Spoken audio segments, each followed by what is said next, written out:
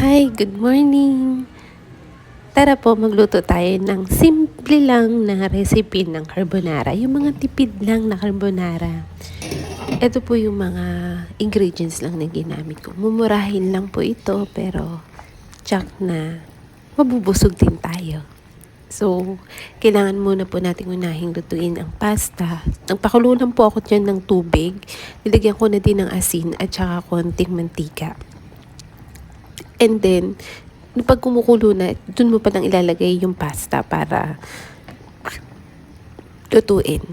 Tapos, pag kumukulo na siya at nandun na yung pasta, ang ginagawa ko kasi, may time na hinahalo ko rin siya para hindi dumikit yung pasta kahit paano. Kahit sabi pa natin may mantika yung tubig nun, may time pa rin na didikit kasi yung pasta niya dun sa may lutuan. Kaya ang ginagawa ko, hinahalo ko yan. Tapos kapag pinuputol ko pala yung pag-check ko ng pasta, kung luto na, pinuputol ko siya.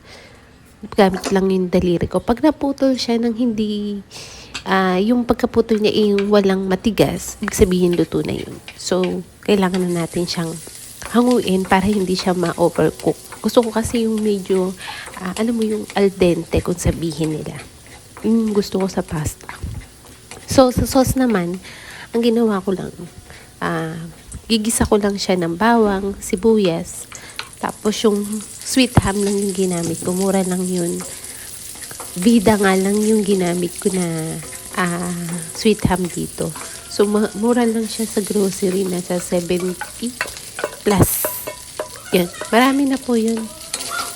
Tapos, niligyan ko lang po siya ng mushroom. Bumili lang din po ako ng mushroom. Yun nasa can.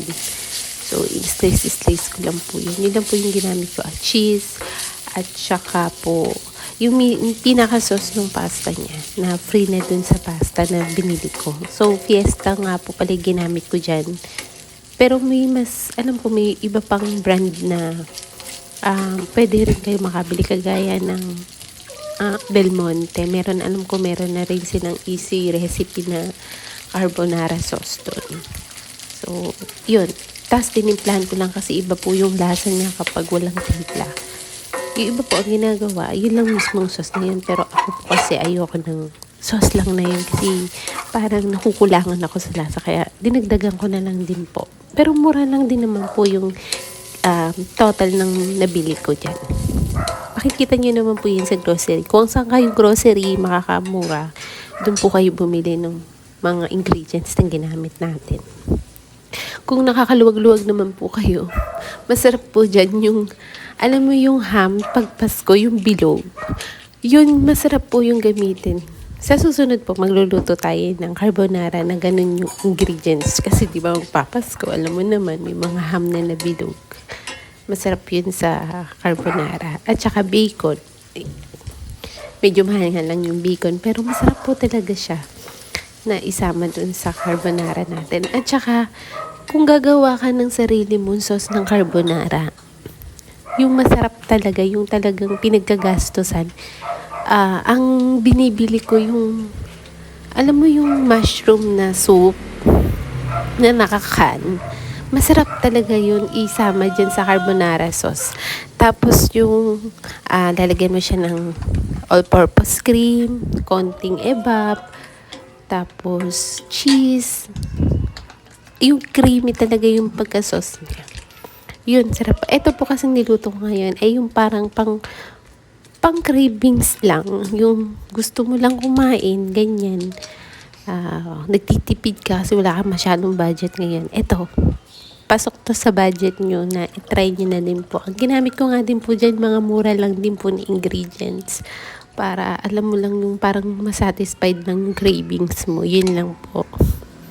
So, sana nakapagbigay po sana ako ng kaunting tips sa inyo kung ano yung dapat nating bilhin at pwede nating ilagay sa ating mga lulutuin ngayong araw. So, sana na-satisfied din po kayo kahit paano. Kung hindi naman po, pwede po tayong gumawa ng sarili nating version ng mga tipid na pang cravings lang. So, maraming salamat po. At ito na po yung pinaka tawag dito, buod na aking video ngayong araw. So, tapusin nyo na lang po itong video para makita nyo po yung kinalabasan din ng aking niluto. Sa lasa naman po, masasabi ko na pasok naman po siya para sa panlasa ko. Tsaka sa panglasa din po ng mga nakakain. Kaya, happy na ako dun. Pero kung sa tingin nyo ay hindi masarap, pwede naman tayong gumawa ng sarili nating recipe na alam natin na mas masasarap pa para dito. Yun lamang po at maraming salamat po. Sana nakatulong po ako sa iba na nakakakuha ng idea po sa mga ginagawa ko at sa iba naman po na nakukulangan. So, comment nyo na lang din po kung ano po yung pwede nating idagdag or pwede nating gawin para natin yung ating lulutuin sa susunod. Yung masasatisfy po ang lahat. Piling naman po tayo, di ba? Mas maganda po kasi yung meron tayo natututunan, tapos meron pong ibang ideas na pumapasok sa atin. Mas maganda po yun kasi at least, di ba, may natututunan tayo sa iba. Tapos, may natututunan din sila sa atin yung iba. Parang share lang. Mas maganda po kasi yung ganun. Yung nag-share tayo ng mga ideas natin para at least para tayo mag-benefit sa huli. So, yun lamang po at maraming salamat. Enjoy watching po. Bye-bye!